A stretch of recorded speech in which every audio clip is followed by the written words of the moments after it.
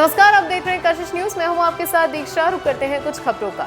खबर एटा से है, जहां पर आपको बता दें कि पुलिस को बड़ी सफलता हाथ लगी है, जहां जनपद के विभिन्न थाना क्षेत्रों में स्विफ्ट कार से लूट की घटनाओं को अंजाम देने वाले गैंग के 2 और शातिर बदमाश गिरफ्तार किए गए हैं। साथ ही लूट की 5 घटनाओं का सफल अनावरण हुआ। इसके अलावा आपको बता दें कि लूटी गई नकदी जो 6200 रुपए थी, उसको भी बरामद किया गया है। इसके अलावा 3 मोबाइल फोन, कागजात, घटना में प्रयुक्त एक स्प्लेंडर मोटरसाइकिल और साथ ही अवैध असलाह कारतूस बरामद किया गया है। साथ ही आपको बता दें गैंग के सरगना सहित 4 को जो पूर्व में लूटी गई नकदी थी उसके साथ गिरफ्तार किया गया है। इसके अलावा घटना में जो स्विफ्ट कार यूज हुई थी उससे भी बरामद कर लिया गया है। एटा थाना कोतवाली नगर क्षेत्र में एक व्यक्ति से शिकोहाबाद रोड पर 2200 रुपए, एक मोबाइल जिसका की ओप्पो कंपनी का था और साथ ही कागजात की गई जो लूट थी उससे संबंधित एक घटना हुई थी और साथ ही इन तमाम चीजों को फिलहाल बरामद कर लिया गया है पुलिस के द्वारा। आपको बता दें कि जो शातिर अपराधी थे उनकी पुलिस को काफी दिनों से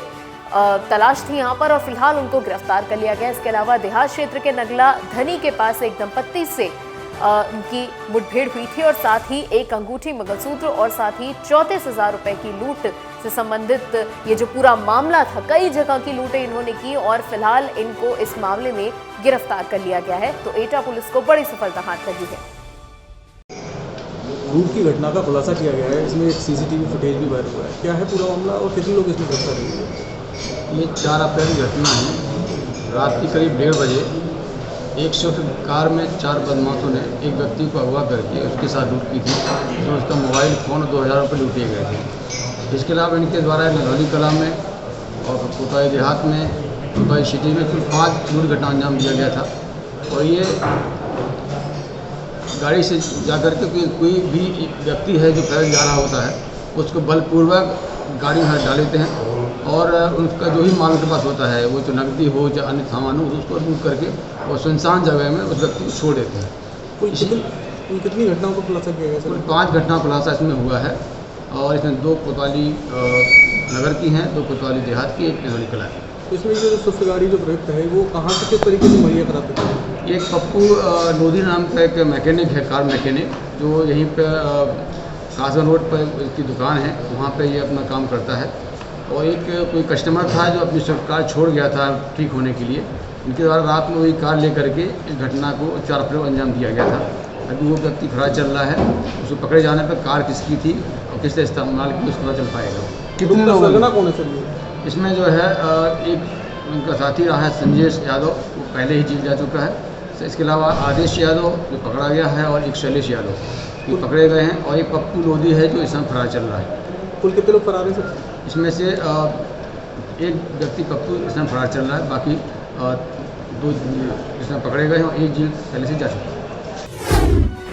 रुक करेंगे एक और बड़ी खबर का। खबर एटा जनपद से ही है, जहां आपको बता दें मुख्यालय से जहां पर 31 मई तक प्रदेश सरकार द्वारा बढ़ाई गई लॉकडाउन की अवधि। आपको बता रहे हैं इस वक्त की बड़ी खबर अमेठा से, जहां पर 31 मई तक लॉकडाउन की अवधि को बढ़ा दिया गया है। साथ ही व्यापार संगठन के पदाधिकारियों ने दर्जनों व्यापारियों ने एक साथ नगर में विरोध प्रदर्शन किया। उन्होंने कहा कि जब शराब की दुकानें खोल करके सरकार अपने खजाने को भर सकती है तो हम लोग सरकार को टैक्स दे रहे हैं। आज के व्यापारी भुखमरी के कगार पर पहुंच चुके हैं, क्योंकि उनके पास उनका व्यापार चलाने के लिए यहाँ पर कुछ भी अब साधन नहीं रह गया है और लगातार जो दुकानें हैं वो बंद है। काफी रोज से दुकानें बंद है और आपको बता दें कि उनका गुस्सा इस बात पर है कि कोविड-19 संक्रमण की वजह से अगर जो शराब की दुकानें हैं वो खुल सकती हैं तो फिर व्यापारी अपनी दुकानें क्यों नहीं खोल सकते हैं। कोविड के चलते उन्होंने कहा कि कोविड के चलते हम भी सरकार का पूर्ण सहयोग करने को तैयार हैं, पर हम लोगों के प्रतिष्ठानों को भी खुलवाने का आदेश जारी कर दिया जाए, समय दे दिया जाए, हम उसका पालन करने को पूरी तरह तैयार हैं। अगर ऐसा ना हो सके तो फिर पूर्ण लॉकडाउन लगा दिया जाए, ये हमारी मांग है। अगर सरकार हमारी अनदेखी करेगी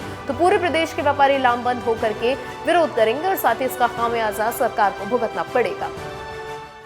आज 1 महीना होने जा रहा है। हमको बहुत उम्मीद थी सरकार से, शहर किया था सरकार का हम लोगों ने कि 24 के बाद सब खुल जाएगा। अब 31 तक जो लॉकडाउन लगा दिया गया है उसका व्यापार मंडल बहुत विरोध कर रहा है। तो हम सारा काम अपने उससे कर रहे हैं, सिस्टम से। हमने माननीय मुख्यमंत्री जी को ज्ञापन भेजे, उन्होंने उन ज्ञापनों को कूड़े में फेंक दिया।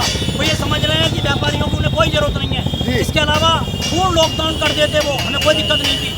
ऑनलाइन शॉपिंग चल रही है, हमारा व्यापारी जो टैक्स दे रहा है उसमें 28% GST दे रहा है, 14% केंद्र सरकार ले रही है।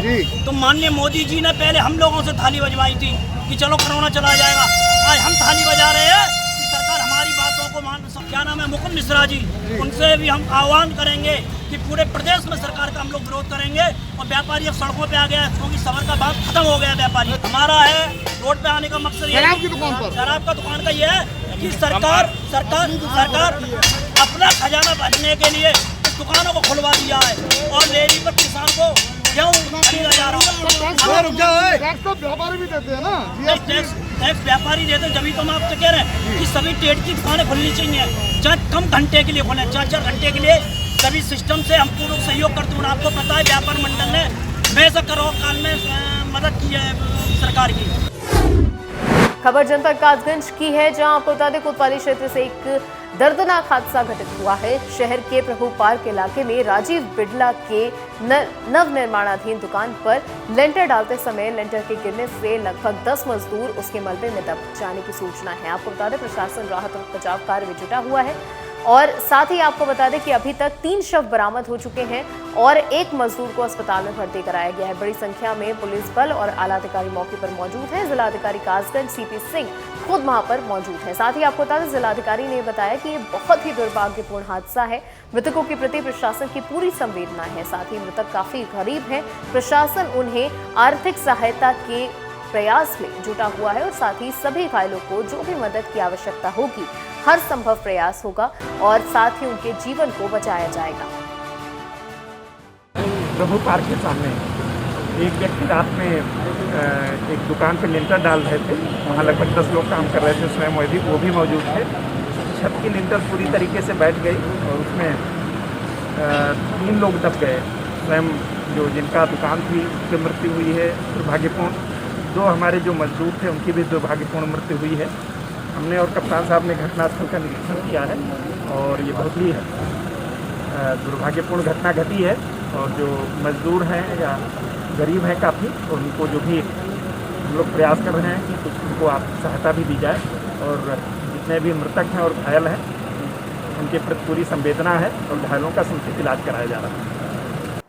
और इसी के साथ इन खबरों में इतना ही। बने रहिए कशिश के साथ। नमस्कार।